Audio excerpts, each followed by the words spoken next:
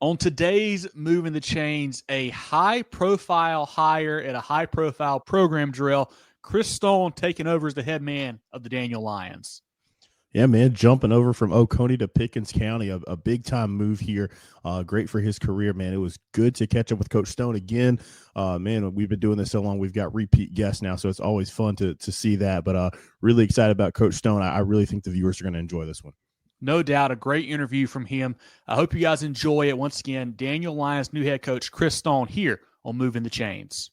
Get ready for the ultimate South Carolina high school football experience with Moving the Chains. From previews to recaps, we've got you covered. Dive into our expert preview shows, predicting winners and sharing insights. Then join us post-game for the thrilling recaps, exclusive interviews, and highlights you won't find anywhere else. Plus, connect with fellow fans on our Friday night spaces on Twitter/X. No one covers South Carolina high school football like us. Join us at Moving Chains on all social media platforms and visit movingchains.com today. Welcome in to Moving the Chains, brought to you by Founders Federal Credit Union. I'm Kevin Thomas alongside Drell Hendricks. Got a great interview today, a very special guest, a recurring guest now. That's the new head coach of the Daniel Lions, Chris Stone. Coach, how you doing today? Doing great, man. Glad to be a recurring guest. We appreciate your time, man. We really do. If this is you guys' first time tuning in, be sure to follow us on Facebook, Twitter/X, Instagram, YouTube, and more at Moving Chains, our website, movingchains.com, and our podcast on Apple, Spotify, Google, and all other podcast platforms. Coach Stone was hired in April. He was the head coach at Walhalla for the past 2 seasons. Prior, he spent time at Malden and Easley, and he played collegiately at Clemson and Furman. Coach, let's start with the transition, man. What's that been like, kind of getting over from Walhalla to the new building in Daniel and getting that done here in the last couple months? It's been nonstop. It's been really fun though.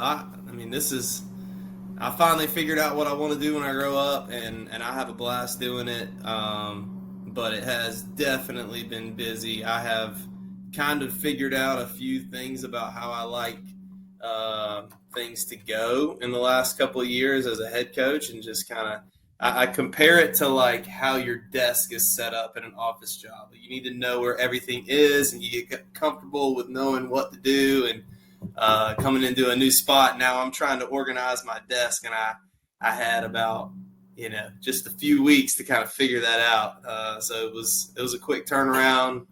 Still kind of recovering from that, but it's going really well. We got great kids and great people at the school, so it's been good. It was tough to leave my Walhalla folks. They were really, really good to me, and appreciated them. But it's been good. All right, Coach, as Kev mentioned, you're a recurring guest on our program, so we've had you here before, but we want you to, want to know, we got probably some new Daniel listeners here, want to know about your coaching career, how you got started, a little bit of your playing career, but specifically, what you've done the last 2 years at Walhalla. Yeah, football's been a part of my life for a really, really long time. It's in my blood. My grandfather played Texas high school football in Cisco, Texas, and played at Abilene Christian College, and then just passed that on through the family, and played in Greenville at Eastside High School, played quarterback, safety, receiver, return kicks, punts, anything they would let me do. And then went to Clemson and walked on at Clemson I was there for 2 years. I always tell people back in the Charlie Whitehurst days, that kind of that they know that timeline. And then transferred after year 2 to Furman and finished up playing, did 3 seasons at Furman from 06 to 08. And then got out of football for a little while. I actually hiked the Appalachian Trail right after college. So that was a little 6-month hiatus. And then got into banking for 6 years. And then finally, as I referenced earlier, figured out what I wanted to do when I grew up and got into coaching and teaching. Started at Easley. I was offensive coordinator there for 3 years. And then Malden, and served a few different roles at Malden for 4 years. I did 2 different years on the defensive side of the ball, but was also offensive coordinator the other 2 years. And then the last 2, like you mentioned, I was at Walhalla as head coach, and it was a lot of fun. I feel really blessed by the guys that I got to bring around me there to help coach, and I think those kids hold a really special place in my heart. They showed me that there still are tough, resilient kids out there, and they did everything we asked them to do. We were able in 2 years to do some things that hadn't been done there in a really, really long time. We were able to beat Seneca my first year, first time that had happened in 44 years. That was really, really fun experience to see those kids. Like, that's all I want. I just want to see them experience the winning. It brings joy to my heart. And then the next year, this past season, we were able to host a playoff game for the first time since 2017. We won that playoff game.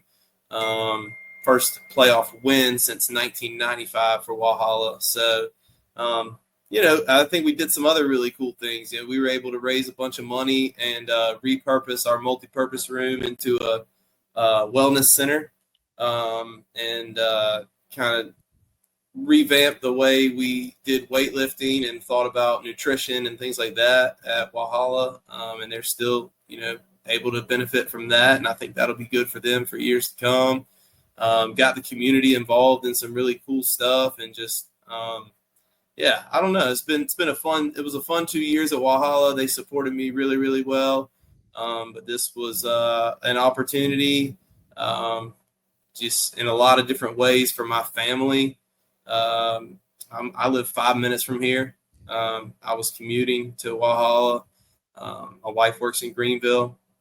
So this was kind of our midpoint. Well, now she's still commuting, but I've got a 5 minute drive. So that was really good for our family. Obviously the football part is really, really good here. It's very different, high expectations. We've got great players. I can't wait to get them out on the field and see what they can do. So I'm excited. It's been a cool run. It's seems like it was just yesterday I was working for Wells Fargo. Well, Coach, you were hired, like we said, in April, so maybe a little bit late in the cycle. With that, how is the staff shaping up? You've been able to, get your guys in place that you want, and are you still hiring anybody? And if not, who are some guys you want to shout out that maybe be some big impact coaches for you? Yeah, there might be a couple of places where we still round out the staff, but I think for the most part we're pretty well done with hiring. I was able to bring back most of our coaches that had been at Daniel on the defensive side of the ball. They've got some really good coaches here that have great experience, that know how this school and our three very unique communities work together, and just great guys that I couldn't wait to come alongside with. I didn't taking this job, I didn't really have a whole lot of leeway in terms of having teaching positions to bring people over. And so I had to be creative in my hires, and unfortunately I haven't been able to bring anybody from Walhalla. That wasn't necessarily by design, because like I mentioned, I love those guys. They helped me, helped us do some great things over there, but we just haven't been able to make that work. But was able to hire a couple more guys back on the offensive staff, elevated TJ Galloway to offensive coordinator. I think he's going to do a really good job there. And just to go back to the defensive side, Kirk Ellison was the defensive coordinator before. He'll be our defensive coordinator moving forward. He's also went ahead and named him assistant head coach right from the get-go. He has been, especially with those first few weeks, I would call him every night, and we would kind of, just check in and see where we were at and how we were doing. Was able to bring on a couple of guys, needed an offensive line coach. And so I was able to hire Thomas Austin, coached at Clemson for a couple of years there. Me and Thomas have known each other for a long time. We played together at Clemson, where I watched him play. And just casual Thomas Austin drop there. We like that, yeah. Obviously our guys are going to be really blessed by that. That's going to be, I've had, when I was at Malden and when I was at Easley, I used to get Thomas to clinic our offensive line coaches, just so that, I kind of knew where we were all talking the same language and knew where our base was coming from. So it's really good now to just have him clinic himself. But now he'll be great. Was able to add Ja'Cory Benson as our running backs coach. He's a all-time leading rusher at Seneca High School, went and played at South Carolina State. Has never coached before, but he's a great human being. And at the end of the day, I really could care less about how phenomenal coaches these guys are, because I think I can coach them to coach what we want to hear on the football field. I want them – they got to come equipped with the ability to lead young men. That's really what we're about at the end of the day. And so both those guys are all about that. Brought a guy, J.D. Durrup, from the middle school to help coach wide receivers. And, we're it's going to be good. We got a good mixture of guys that have been here and some new blood and some new energy, and just, should be fun. Coach, let's go through X's and O's a little bit. When it comes to Coach Galloway, what should we expect from his offense? And then Coach Ellison, we've seen him coach a lot over the last few years, and we know he's going to bring to the table. What should we expect out of his defense? Yeah, I think offensively and defensively, you're going to see a lot of similar things to what you've seen, and that's intentional. Part of what Daniel has done a really good job of in the last 8 years or so is just the continuity and the vertical alignment from the rec program to the middle school to JV to the high school to the varsity, and we want to keep that going. This spring we were farther ahead than anywhere I've ever been. I've never been that far. Like, wow, we're already next level mid-season form, in my opinion, in a lot of ways. And it's because they know the system. They know the offensive system. They know the defensive system. They know the language. And our kids are just thinking about how do we win. So it's, we're going to be running air raid stuff on offense like they've done. We're going to be bringing different stunts and blitzes, and going to be really fast on defense, just like Daniel has been. And I think you'll see a few wrinkles here and there. And especially on offense, there's a few things I think we could potentially add. But I am kind of being slow and patient about that, because I think they have a really good recipe here. And so don't want to throw too much salt on the, whatever, just want to keep it where it is. But I think there's some stuff we could do depending on who we're playing that would fit well with what we do. There's been no shortage of talent at Daniel the last several years, and I'm sure that's probably the case again this year, Coach. Who are some guys that we should be on the lookout for on Friday nights this fall? Oh, man. Where do I start? Up front, there's going to be some really good players just popping off the radar. Some of the senior guys, like Andrew Galloway on the offensive line, is a nasty dude in the interior. Brooks Abernathy playing center. Dexter Johnson had great output last year at defensive end, and expecting him to do really good things leading this team. I think he's been playing since he was a freshman here. Bryson Freeman on the interior of that defensive line, Jair Benson coming back from an injury in the defensive line. So some really good guys up front that, I think I know y'all want to hear about skill guys, but those are the dudes at the end of the day that are, I still think football is one in the trenches. Even if we're going to do air raid stuff, we got to be able to run the football. We got to be able to stop the run. And then in some of those other positions, man, it's hard to tell. Jace Gross is back with us at quarterback. He's a really, really talented kid. Excited to see. He's been doing a really good job in 7-on-7s, did a great job in the spring. Can really spin it. Can run the ball a little bit too. So we limited him with that a little bit in the spring, but it's been cool to see him move around. Trey Wembley was a freshman last year. He's been getting some big offers at receiver. Ham Scott has come over to us for his senior year. Has been just like, man, that kid, I've just seen him improve so much in the last month. There's a few things that we kind of challenged him on, and obviously he has the skill set, but he's been doing some special things. And then guy that not a lot of people know about right now, I think he's played a little bit of safety, a little bit of receiver, kind of had some spurts last year, Preston Bivens. I'm not even really sure where he's going to play for us. He's going to play like 3 different positions, but he's going to be really good wherever we end up putting him. And then Elijah Lipsey is an absolute cheat code in the slot. So that's just a few. I mean, they're all over the place. There's guys everywhere.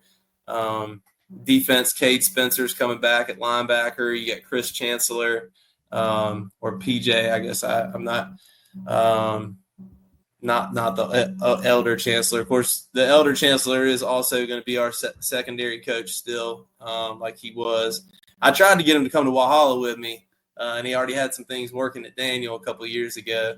So I told him, you won't come to me, I'll come to you. But Chris PJ, his son just got a Clemson offer the other day, and he's a really special talent there at corner. Caden Frooster has gotten several offers in the last few weeks. And again, another guy that's just been getting better every single day we step out on the field at 7-on-7s to practice. So I feel like I should go through the whole roster. I won't, but there's not a kid. I'm so excited about these kids. You roll, you roll the ball out and the compete just turns on. So it's really, really cool.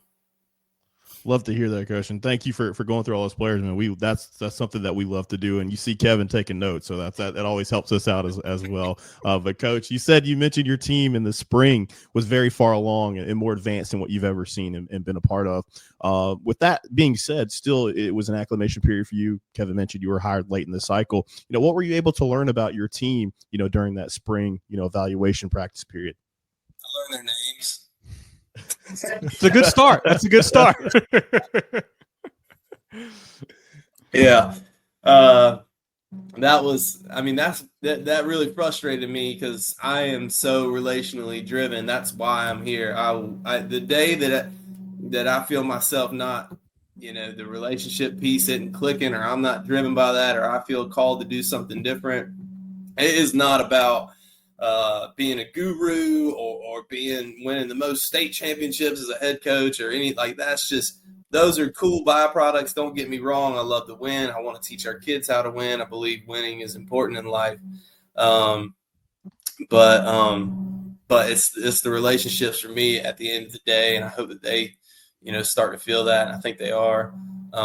So it just killed me we're getting, new kids from the middle school, and there's some kids that have moved to the area and things like that, and I'm just can't stand not knowing who kids are widespread. There's one or two here and there, but I'm getting better. And spring was a good time for that. That's not what you wanted to ask, but I think we can get.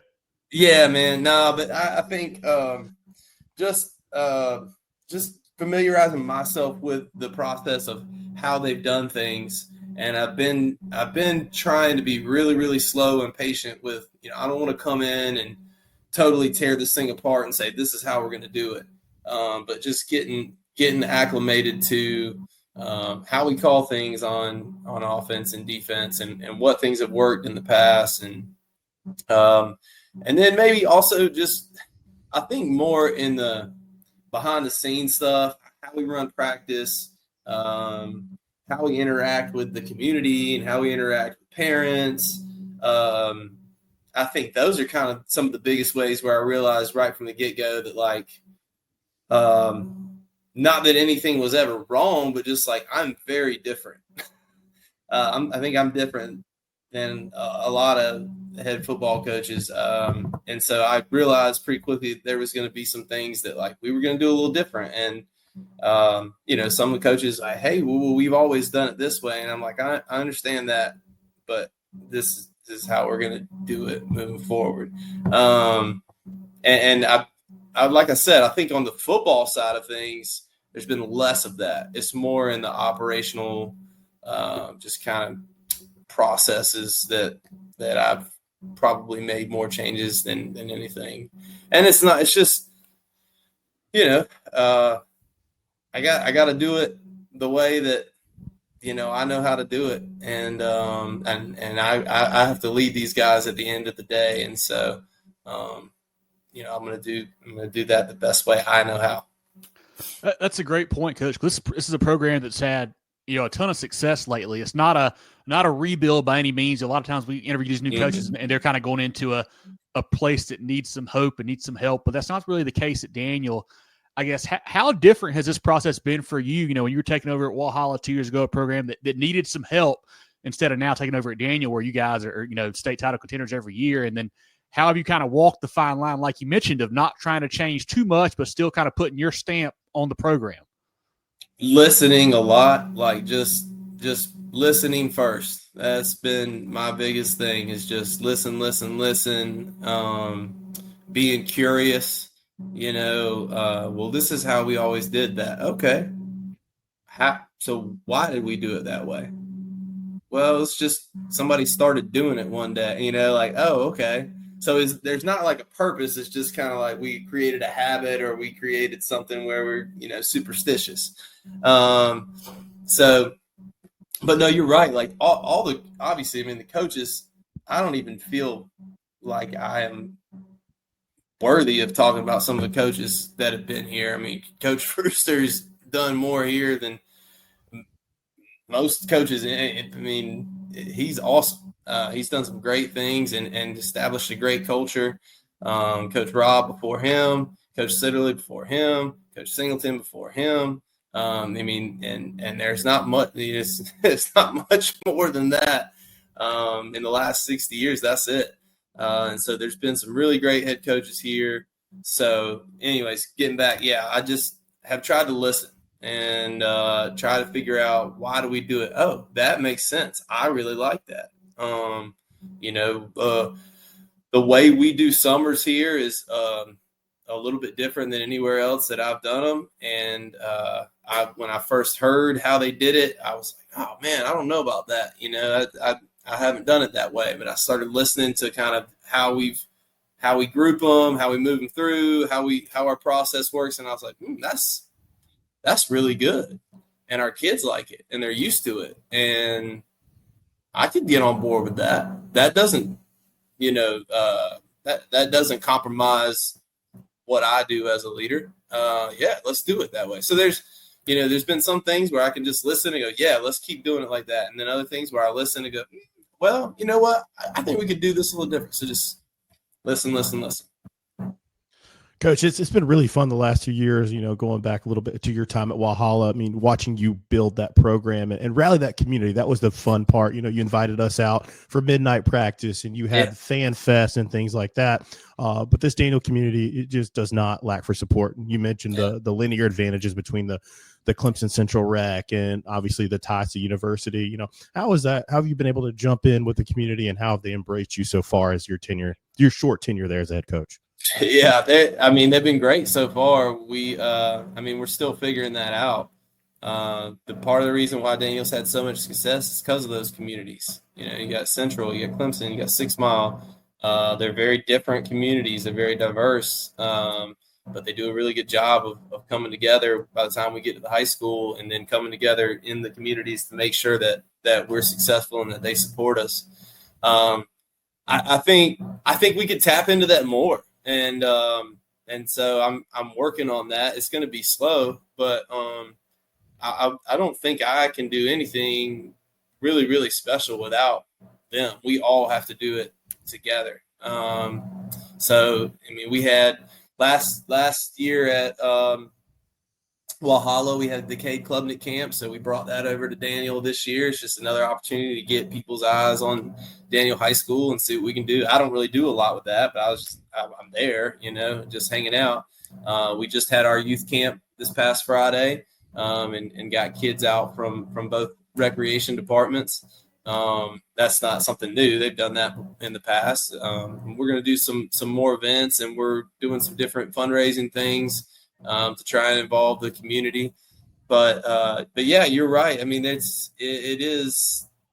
just really, really different. There is certainly a level of, all right, coach, here's the expectations, like, keep it up. I think that was one of the first questions I answered in the interview, is how I was going to maintain the level of excellence that's been established here. And, at Walhalla, I think it was a little bit more of like, show us what to do, coach. Tell us what to do to be a regular, consistent program.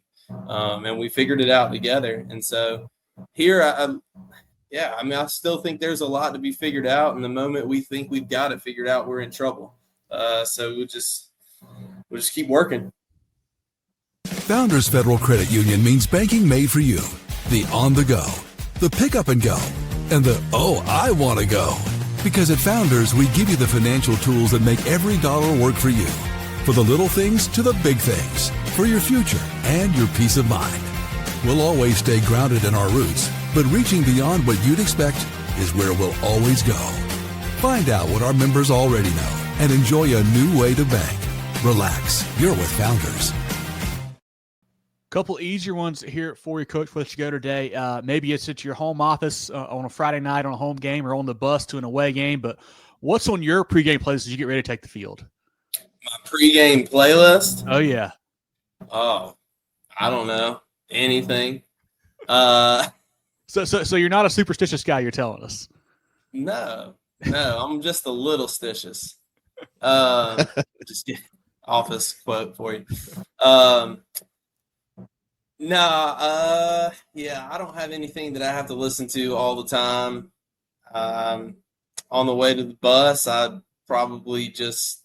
got like a internet radio station that has a bunch of mixed stuff on there. There'll be some country stuff. There'll be some hip hop stuff. There'll be some bluegrass. There'll be some full on gospel, praise and worship music. I turned that radio on. I love Forrest Frank. I don't know if y'all know who that is, Christian hip hop artist, but I turned on my little station practice one day, and then I turned on a Forrest Frank station one day, and both of those stations eventually worked their way into like full on praise and worship songs, which I love. But I don't know if this is football practice music or not. but it was great. So yeah, that I listen to everything. I'm pretty curious. It's nothing like when you get that Pandora station with like no skips or anything like it. So that's when you get it perfectly weeded out. So I love that.